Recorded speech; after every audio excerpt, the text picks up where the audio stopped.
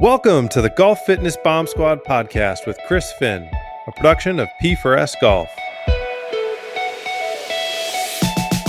Welcome to the Golf Fitness Bomb Squad, and it is episode 50. I'm excited to have you here with me today. I'm your host, Chris Finn, and I'm excited today because we're going to get to address something that I think plagues many a golfer, particularly when golfers who are starting out. And we develop this habit, particularly because you're trying to make the ball go up in the air, trying to flip your hands. So you come, whether you're initiating the downswing with your arm, your hands, or you get to impact and you kind of try to flip them. There's a number of reasons outcome wise why golfers, why we as golfers try to do that. But what I wanted to talk about today is going to be more so get into the physical limiters, compensations that will tend to drive that. So obviously there's a lot of people who flip through impact or will kind of cast the club. You start your downswing, you kind of throw the club out like you're casting a fishing rod. And people sometimes don't understand that there can be a physical reason why you're more prone to do that. And it's is not just 100% solely a technical problem.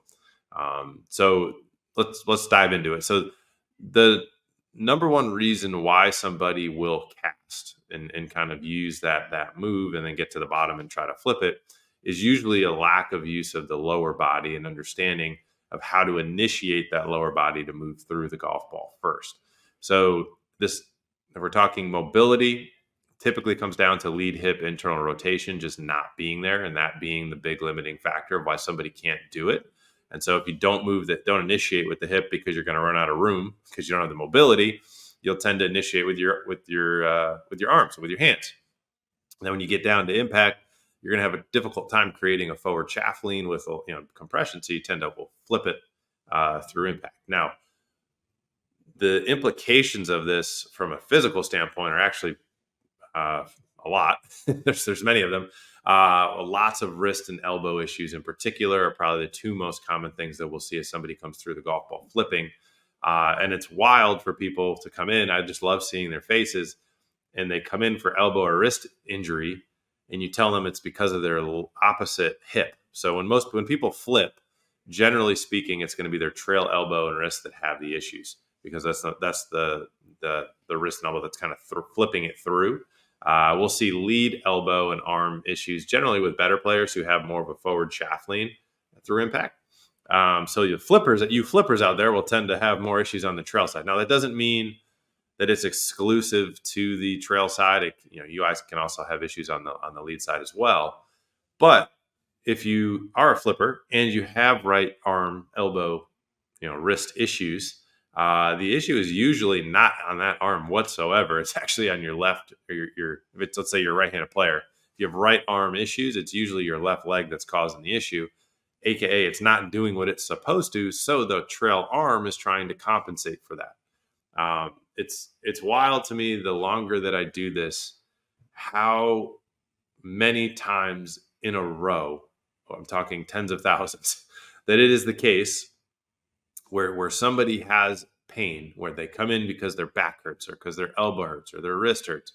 That is never where the actual problem lies.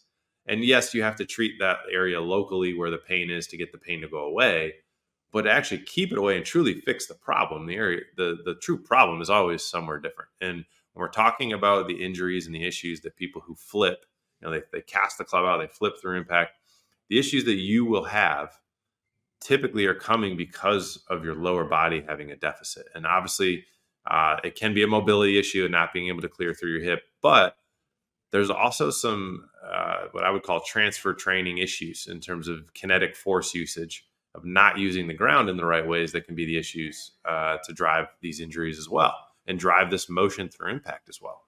So if you don't have the mobility, you're not going to have the right kinematics. That's 100% sure. You're not going to have the right kinetics or kinematics.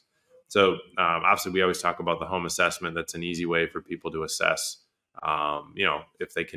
if they have that mobility. We'll throw that in the link for free as usual. But I want to jump to this next piece, which let's say you do have the movement, but when we look at your forces and we look at your kinematics, you don't initiate with your lower body. You initiate with the upper body, right?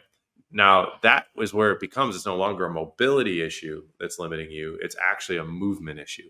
And I think this is where people, a lot of times, particularly in the off season, I think more people are starting to realize this, but I would still say the majority of golfers listening right now don't understand that you can go to a gym and actually work on these patterns, whether it's with a medicine ball, it can be with rotary cables, it could be, flywheels. There's lots of different implements that you can use to get the feel of how to use the ground correctly and actually initiate with your lower body going first and then your upper body kind of lagging behind. And when we do that, then it puts more of the stress and the onus on the movement through the bigger muscles and through the bigger joints, which naturally can take more, stress would be a way to put it. Makes sense. As opposed to the smaller muscles in the forearms and the wrist, right? As we get further out towards our hand, the muscles get smaller.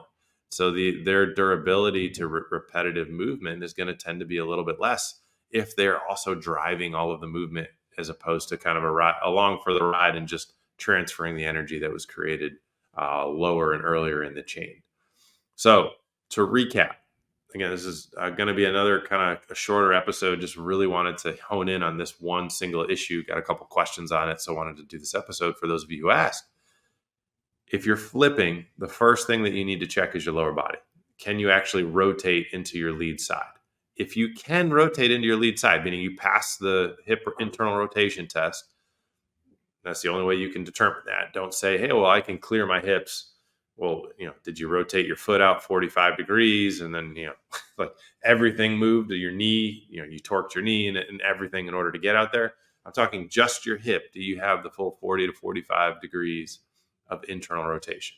And that's, like I said, that's in that. You can take that home assessment. The link's in the show notes as always. It's just such a great resource for free for all of you. But let's say you pass that. Then it becomes a movement issue. And that's where we get into transfer training, which is a big part of a lot of stuff that we do when we work with golfers is we fix the mobility, we get them stronger, we get them so that they can actually control and stabilize the movement and the motion, the mobility that they do have. And then we got to help them transfer all of those physical capabilities into the skill of the golf swing. And that's where we can use implements like medicine balls. We can use cables and bands and, flywheels to help people get the feel of what that movement is so they can actually improve and learn what it feels like to use the ground correctly, to kinematically move their body correctly, so that we get to the correct biomechanical movements. So hopefully that helped you to understand, just in terms of what can cause that flipping or that casting. Flipping obviously is through impact. Casting is the start of the downswing and you throw that club out there.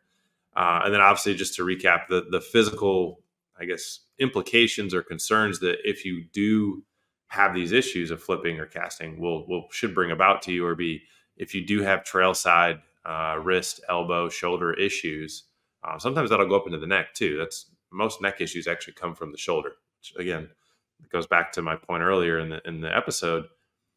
Pretty much every time where the pain is not where the problem is. There may be an injury there may be an overuse, there may be a trigger point in that area that we need to release. But the question you always need to ask yourself as an intelligent golfer who's been listening to the podcast and a fellow bomb squad member is what's causing this to hurt? Because it's probably not this specific area. Unless you hit a root and that's why your wrist hurts. If it's repetitive, it's not coming from your wrist. It's coming because your wrist or your trail arm is attempting to make up work for another part of your body that isn't doing it. And usually it's going to be the opposite hip that is the issue. So hopefully that all made sense. Hopefully you go do something about it. As always, if you have questions, feel free to send them in. We'd love to help you guys out.